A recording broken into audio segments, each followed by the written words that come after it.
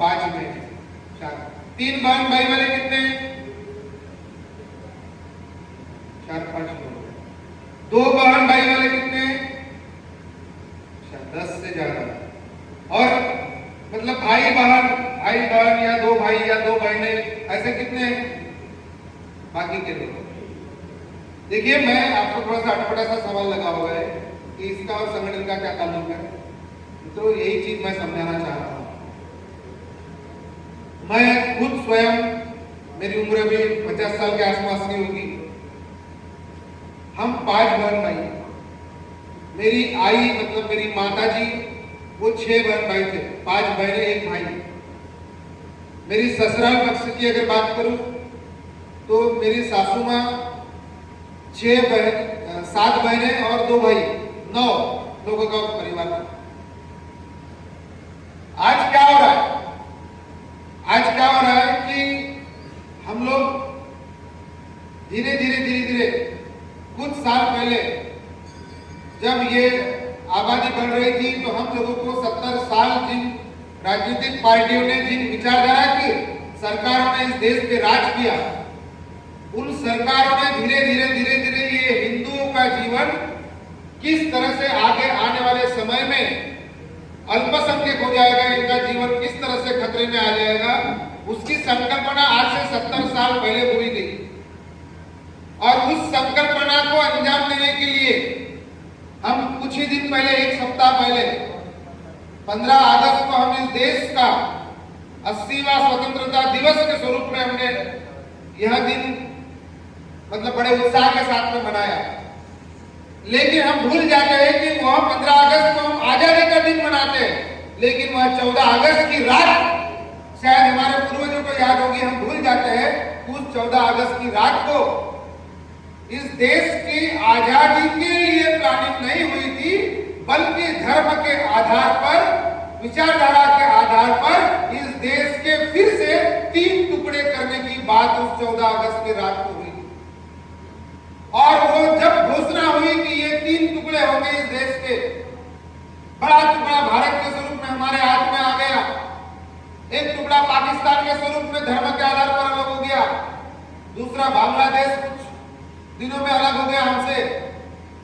लेकिन उस 14 अगस्त की रात कई हमारी भाई बहन, कई माताएं कोख सुनी हो गई उस दिन, क्योंकि कुछ भाई हमारे वहां चले गए, कुछ भाई यहाँ चले गए, रातों रात फैसले अलग हो गए, खून खराबा हो गया, खून की नदी बहने लगी।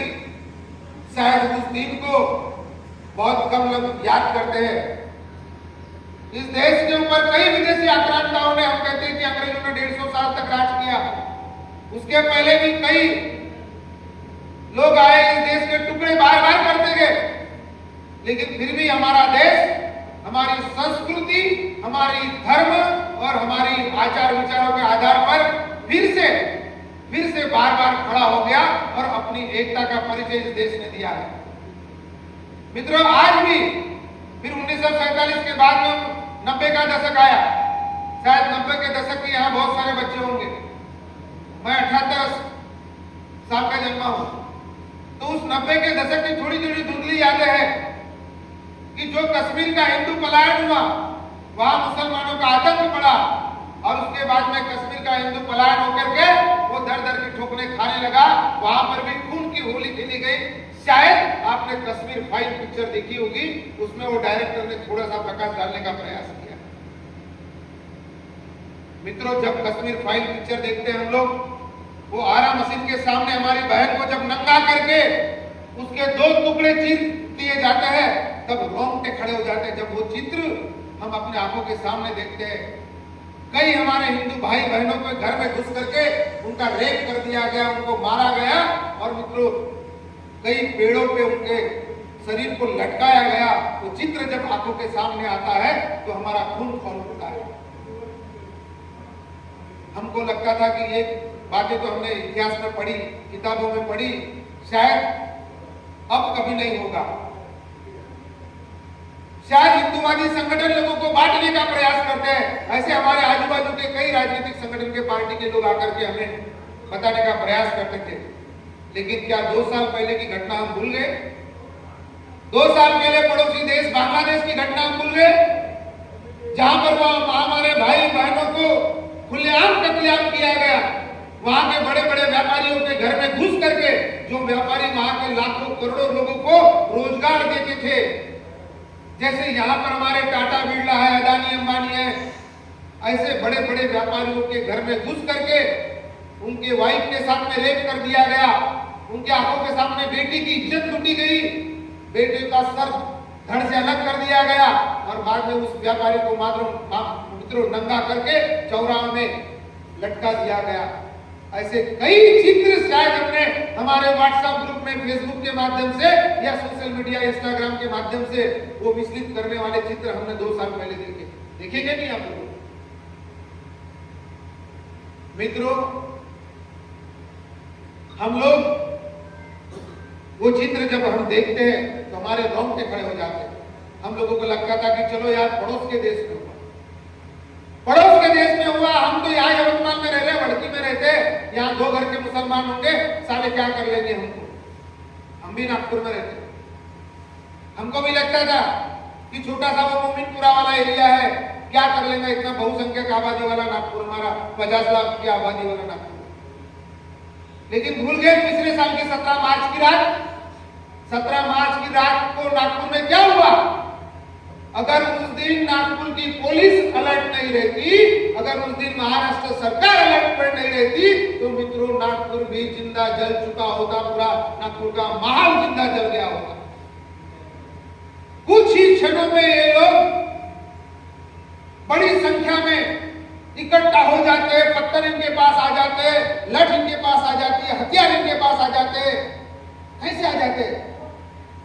पूरी प्लानिंग है कि 2047 में हमारा जो ये आजाद भारत है, ये फिर से मुस्लिम राष्ट्र हो जाए। इस प्लानिंग के तहत आज ये कौम काम कर रही है और इसलिए आज उनके कौम का हर व्यक्ति, चाहे वो मजदूर हो, चाहे वो कबाड़ी वाला हो, चाहे वो बड़े से बड़ा बिजनेसमैन हो, चाहे वो 1000 रुपए रोज का कमाने वाला हो, 100 रुपए रोज का कमाने वाला हो या लाख रुपए रोज का कमाने वाला हो, वो अपने इनकम का कुछ न कुछ पैसा वो अपने वो मस्जिद में जमा करता है ज़कात के स्वरूप। आज मेरा हिंदू भाई ऐसा है क्या कोई कि वो कुछ न कुछ अपने मेहनत का पैसा अपने धर्म की रक्षा करने के लिए वो 5 रुपए 10 रुपए कोई मंदिर में डोनेशन हर महीना देता है करके? ये हमारे हिंदू भाई को आदत नहीं है। उस पैसे से वो लोग अपने धर्म को बचाने के लिए, अपने धर्म का वर्चस्व बढ़ाने के लिए वो पैसे का उपयोग करते हैं और हमारे ऊपर हावी होने का प्रयास करते हैं। हमको लगता था ये मतलब अनपढ़ लोगों का काम होगा, ये जो हमले हो रहे हैं, देश विरोधी गतिविधि में काम करने वाले जो लोग हैं, ये शायद अनपढ़ है, अशिक्षित है, कम पढ़े लिखे हैं, इसलिए ये लोग ये काम कर रहे हैं। अगर इनको रोजगार दिया गया, अगर इनको अच्छी शिक्षा दी गई, अगर अच्छे स्कूल कॉलेज में एडमिशन दिया गया, तो शायद ये गलत काम करना, देश विरोधी काम करना भूल जाएंगे। ये हम लोगों को भी लगता था। लेकिन मित्रों, जब हमें पता चला कि जब जबलपुर में एनआईए की छापेमारी होती है तो वहां हाईकोर्ट के 2 बड़े वकील पकड़ाए जाते हैं, उनके पास जब दस्तावेजों की छानबीन होती है तो 2047 का भारत कैसे मुस्लिम राष्ट्र बनेगा, उसके सारे के सारे कागज उनके फाइल में मिलते हैं।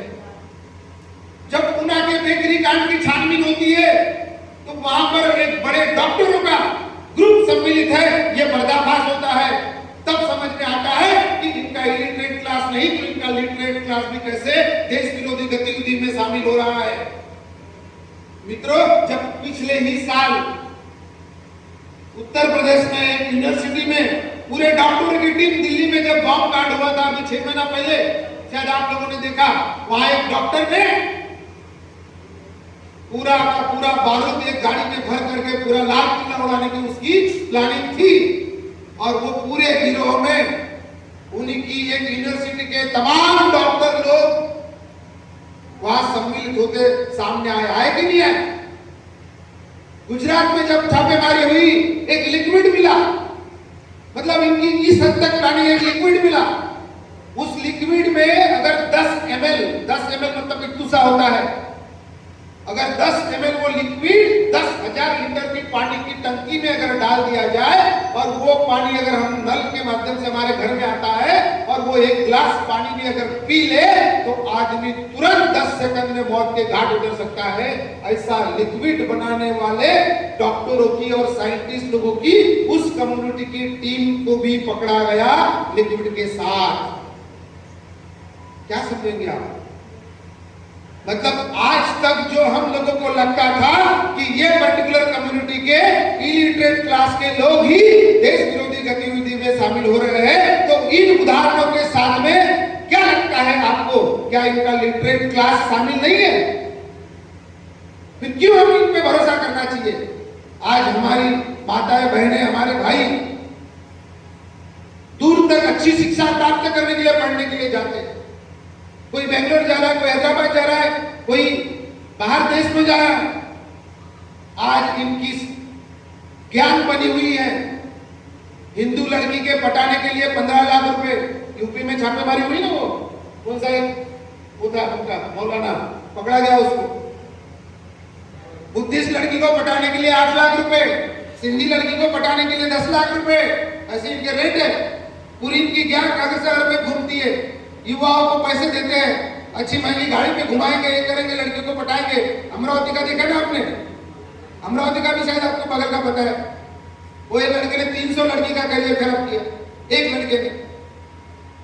तो ये पूरे साजिश के तहत हमारे धर्म विरोधी, हमारे देश विरोधी, हमारे विरोधी कार्यवाही को अंजाम देने के लिए तत्पर है। और हमारे बहन बेटियों को भी ये जो बाहर में पढ़ने के लिए हमारा उच्च शिक्षित क्लास जा रहा है, तो इनके धर्म की बेटियां, इनके धर्म के बेटे इस तरह से हमारे बच्चों को पढ़ बता रहे। पहले हम 5-6 बहन भाई हुआ करते थे, फिर जो देश विरोधी सरकार आई तो उन्होंने हम तो हमारे दो का नारा दिया, बाद में नारा दिया कि मुलगापेक्षा मुलगी बरी, प्रकाश देते तो उन्हीं गरीब। अब तो ये नारा हो रहा है, जो क्लास ऊपर पढ़ रहा है, 50 लाख की नौकरी है, 1 करोड़ का पैकेज है, वो क्लास ये बोल रहा है कि 30 साल 35 साल तक शादी नहीं करते बच्चे। अब बोल रहा है काहे को बच्चा पैदा करना, कौन उनकी चीची पोटी साफ करेगा? बोले करोड़ रुपए घर में आ रहे, भाई रख देंगे। अब बच्चे ही पैदा नहीं करोगे तो फिर उनको कुछ करना पड़ेगा क्या? और वो तो क्रिकेट टीम पैदा करने में तुले हैं। जब पाकिस्तान इस देश से अलग हुआ तब 25% हिंदू था वहां पर, आज कितना परसेंट रह गया है? 3% रह गया। जब बांग्लादेश अलग हुआ वहां पर लगभग 25% हिंदू था, आज कितना परसेंट रह गया है? 7% रह गया है, 6-7% रह गया, बराबर है। लेकिन जब इस देश में ये भारत जब अलग टुकड़ा करके बाहर आया तब इस देश में मुश्किल से 3-4-5% मुसलमान थे, आज कितने हो गए? करोड़ों की संख्या में हो गए, 18%, 20% हो गए। मतलब वो उनकी प्लानिंग पे 100% काम कर रहे हैं, और हमारे हिंदू भाई को अगर हमारे धर्म की प्लानिंग बताने के लिए अगर आता है, हम उस पर ट्रस्ट नहीं करते अपने आप ही। आज सुधरने की जरूरत है। आज अगर नहीं सुधरे तो भविष्य में हम सीधा जाएंगे मित्रों। हमारा भविष्य बहुत अंधकार में होने वाला है। हमारी आने वाली पीढ़ी कभी बात नहीं करेगी अगर आज हम इस धर्म के काम में नहीं जुड़े तो।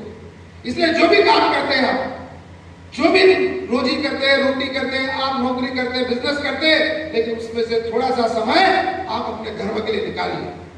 मैं खुद बड़ा व्यापारी हूँ, मेरे 32 प्रोजेक्ट नागपुर में, मेरे बिल्डिंगें बनती है, मेरे लेआउट है, मेरे फार्म हाउस के प्रोजेक्ट है, मैं मेरे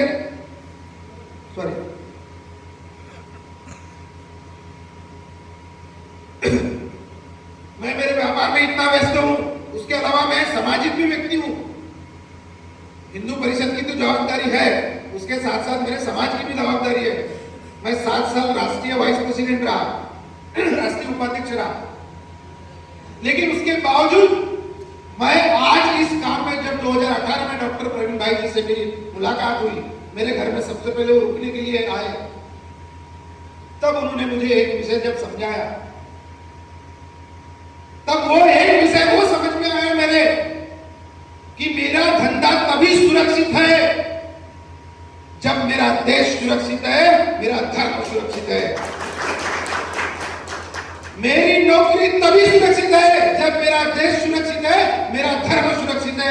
मेरी बीवी तभी सुरक्षित है जब मेरा देश सुरक्षित है, मेरा धर्म सुरक्षित है, मेरा बेटा मेरी बेटी तभी सुरक्षित है जब मेरा देश सुरक्षित है और मेरा धर्म सुरक्षित है। मेरा परिवार तभी सुरक्षित है जब मेरा देश सुरक्षित है और मेरा धर्म सुरक्षित है। ये विषय मित्रों जब मेरे समझ में आया उस दिन मैंने प्रण लिया कि मैं चाहे कितना भी पैसा कमा लूं, लेकिन पैसा मेरे को ऊपर लेकर जाने करके समाधान नहीं मिलने वाला है, ऊपर लेकर जाने वाला नहीं हूं। अगर मैं मेरे धर्म के लिए थोड़ा बहुत समय निकाल करके अगर काम कर गया तो मुझे लगेगा कि मैं मेरे आने वाले पीढ़ी के लिए कुछ न कुछ छोड़ कर गया। मित्रों आप लोगों से भी आग्रह है, डॉक्टर प्रवीण भाई टोगड़िया जी का एक चैलेंज है कि जो शुक्रवार की जुम्मे की नमाज है, जो रविवार की उनकी प्रेयर है, वो बिल्कुल प्रेयर में जाएंगे, अपने चर्च में प्रेयर करेंगे, शुक्रवार को मस्जिद में जाएंगे, वहां नमाज पढ़ेंगे। वैसा हमने भी अपने गांव गांव, अपने गली गली, अपने मोहल्ले मोहल्ले, अपने शहर शहर में एक एक हनुमान चालीसा केंद्र खड़े करना है और उन हनुमान चालीसा केंद्र के माध्यम से वो शुक्रवार की जुम्मे की नमाज का उत्तर देंगे, वो रविवार की प्रेयर का उत्तर देंगे और वहां से हमारा एक एक हिंदू भाई जो निकलेगा फिर वो राष्ट्रीय बजरंग दल में आएगा, राष्ट्रीय महिला परिषद में आएगा, ओजस्विनी में आएगा, हिंदू एडवोकेट फोरम में आएगा, किसान का प्रॉब्लम सॉल्व करेगा, मजदूर का प्रॉब्लम सॉल्व करेगा, व्यापारी का प्रॉब्लम सॉल्व करेगा और वो ऐसे हर एक व्यक्ति का प्रॉब्लम सॉल्व करने के लिए वो हनुमान चालीसा केंद्र में से ही हमको वो युवा मिलेगा। तो आगे आने वाले साल भर में डॉक्टर प्रवीण भाई टोगड़िया जी ने प्रण लिया है कि 1 लाख हनुमान चालीसा केंद्र पूरे भारत भर में हमें खड़े करना है। और मुझे गर्व होता है कि ये 6-8 महीनों के अंतराल में हमने संगठन के माध्यम से पूरे देश भर में 35,000 से ज्यादा हनुमान चालीसा केंद्र हमारे चल रहे हैं। उसका फायदा क्या होगा? आज अगर वड़की की जनसंख्या मान लो कितनी है यहाँ पर 2700, 2800, यवतमाल जिले की जनसंख्या कितनी होगी? 5 लाख है ना, 4-5 लाख रुपए हमारे जिले की जनसंख्या होगी। अब आप मुझे बताओ भाइयों, अगर हम ये प्रण लेते हैं कि यवतमाल जिले में, वड़की में हमारे 27-2800 की आबादी है, यवतमाल जिले में हमको आने वाले साल भर में 100 हनुमान चालीसा केंद्र खोलने शुरू करने, 100 का टारगेट देता हूं मैं आपको। एक हनुमान चालीसा केंद्र में 5 लोगों से शुरुआत हो गई, आगे चलकर 25 लोग आ रहे हैं। अब 100 हनुमान चालीसा केंद्र में, एक हनुमान चालीसा केंद्र में 25 लोग आ रहे हैं, तो 100 हनुमान चालीसा केंद्र में कितने हो गए? 2,500 लोग हो गए कि नहीं? मतलब वो 2,500 लोग हर शनिवार को मिल रहे हैं, हर मंगलवार को मिल रहे हैं, धर्म के ऊपर बात हो रही है, भगवान का हनुमान चालीसा बोल रहे हैं, 1 घंटा साथ में बिता रहे हैं। सबके मोबाइल नंबर एक दूसरे के पास में आएंगे। वो 100 हनुमान चालीसा केंद्र प्रमुखों का एक व्हाट्सएप ग्रुप होगा। अगर साल भर बाद अगर हमारे एरिया में, हमारे जिले में कोई भी हमारे हिंदू बहन भाई बेटी के ऊपर अगर कोई विधर्मी व्यक्ति कोई आघात पहुंचाने का प्रयास करता है, हमारे बहन को लव जिहाद का शिकार बनाने का प्रयास करता है, किसी को धर्म परिवर्तन करने का प्रयास करता है, और ऐसी खबर अगर हमारे एक हनुमान चालीसा केंद्र प्रमुख को अगर मिलती है और उसने वो ग्रुप में मैसेज डाल दिया कि भाई वड़की में ऐसा ऐसा हुआ है, इतने बजे यहाँ पर पहुंचो, अगर वो 2500 लोगों को व्हाट्सएप में मैसेज अगर चला गया तो आपको क्या लगता है 500 लोग इकट्ठा नहीं होंगे? होंगे कि नहीं होंगे?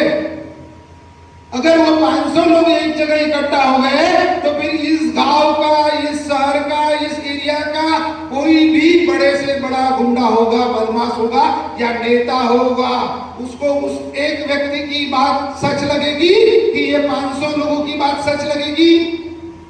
500 लोगों की लगेगी कि नहीं लगेगी?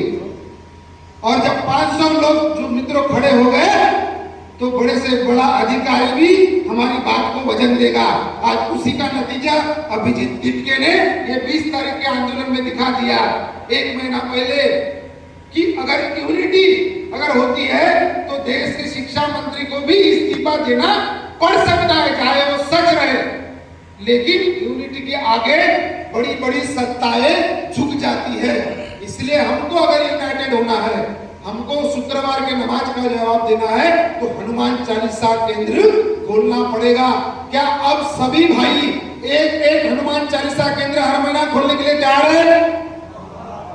क्या आप सभी एक महीने में एक हनुमान चालीसा केंद्र खोल सकते हैं? जहां रहते हैं वहां, जहां हम पहचान के लोग हैं वहां, जिस वार्ड में रहते हैं वहां, जिस गांव में रहते हैं वहां शुरू करो और उसकी फोटो हमारे ग्रुप में डाल देगा।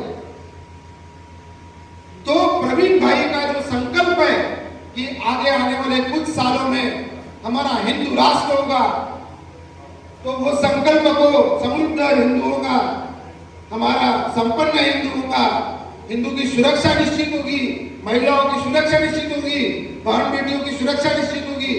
उसके उनके उस संकल्प को पूरा करने के लिए हम थोड़ा बहुत हाथ बार लगाए हैं, ऐसा हमको समझ में आएगा। मित्रों, इसलिए हमको क्या करना पड़ेगा? हर हनुमान चालीसा में एक समिति बनानी पड़ेगी। उस समिति का एक अध्यक्ष होगा, 2-3 उपाध्यक्ष होंगे। हनुमान चालीसा केंद्र अध्यक्ष या केंद्र प्रमुख बोल सकते हैं, फिर 2-3 उपाध्यक्ष हो गए, 2-3 मंत्री हो गए, एक महामंत्री होगा, 2-3 सहमंत्री होंगे, एक कोषाध्यक्ष होगा, ठीक है, एक मीडिया प्रमुख होगा, मतलब वहां की जो खबरें हैं वो बराबर वर्तमान पत्र में देना है, न्यूज चैनल में देना है तो वो देगा। तो इस तरह से एक समिति में 10 से 11 लोग होंगे। तो ऐसी हमारे संगठन के 15 आयाम है जो अनूप जी ने बताए।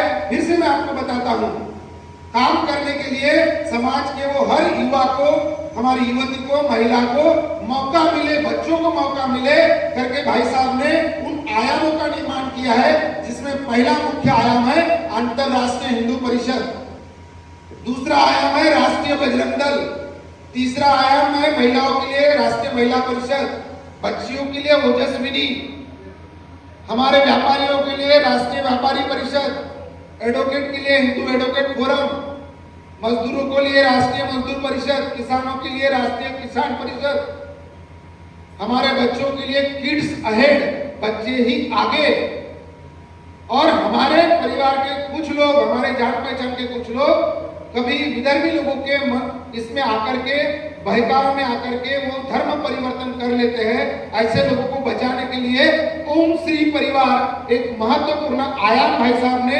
एक निर्माण किया है, जिसके तहत हमारे धर्म के धर्म गुरु, हमारे संगठन के अच्छे विद्वान लोग, हमारे पुराने रीति रिवाज, पुरानी चाली रीति, पुराने संस्कार, आरती, पूजा पद्धति, वो फिर से कैसे उनको जीवित करना है, कैसे उनके आधार पर हमारे परिवार के ऊपर आने वाले संकट, चाहे धार्मिक हो, आर्थिक हो या पारिवारिक हो, उन संकटों का कैसा निराकरण कर सकते हैं, वो उन ओम श्री परिवार के माध्यम से हम सिखाते हैं।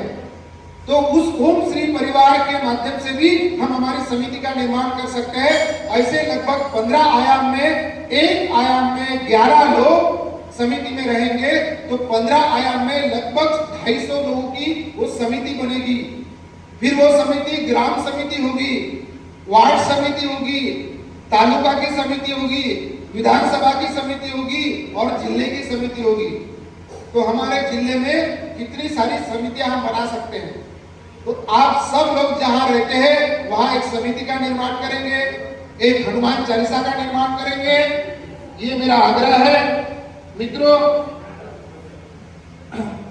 हमारे यहाँ पर एक व्यवस्था बनाई है संगठन सुचारू रूप चलने के लिए। इस व्यवस्था के अनुरूप आज मैं प्रांत कार्याध्यक्ष के स्वरूप में आपके सामने यहाँ पर आया हूँ। मतलब विदर्भ प्रांत में हमारे 11 जिले हैं। नागपुर को 2 जिलों में बांटा गया है, नागपुर ग्रामीण एक, महानगर एक, ऐसे 12 हो गए। तो 12 जिलों में जो कार्य चलता है संगठन का, जो प्रवीण भाई का आदेश होता है, उस आदेश के तहत किस तरह से कार्य करना है, उसका एक सिस्टम बना हुआ है। तो सबसे पहले केंद्र पदाधिकारियों के माध्यम से जो बातें आती है, प्राण टोली में चर्चा होती है। वो प्राण टोली में कौन कौन है?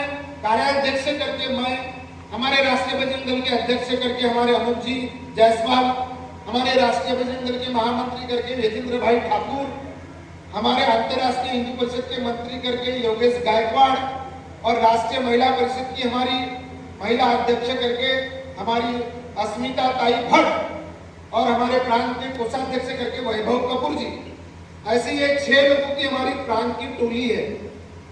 और कोई भी जिले में अगर कार्य करना है तो इन टोली के 6 लोगों को अलग अलग जिलों की जवाबदारी दी गई है। जैसे आपका यवतमाल और वर्धा, यह जिलों की जवाबदारी हमारे प्रांत के अध्यक्ष आदरणीय अनूप जी को ये जवाबदारी दी गई। तो इस जिले में कोई भी अगर कार्य करना होता है, कहीं कोई नियुक्ति करना है, शाखा ओपन करना है, कार्यक्रम करना है, ये करना है, तो सबसे पहले हमारा फोन अनूप जी को आएगा। अनूप जी फिर हमारे प्रांत टोली में बात रखेंगे और उसके आधार पर हम निर्णय लेकर के फिर आपको अनूप जी के माध्यम से मार्गदर्शन किया जाएगा, ताकि प्रॉपर तरीके से संगठन वो चले। ऐसी ये संगठनात्मक एक रचना बनी हुई है। मित्रों, अभी बहुत सारे यहाँ पर युवा जो है या बहुत सारे शहरों में एक विषय है, बहुत सारे पहले बजरंग दल में युवा कार्य करते थे, वहां गाय को पकड़ते थे और गाय की रक्षा करने के लिए अपनी जान की बाजी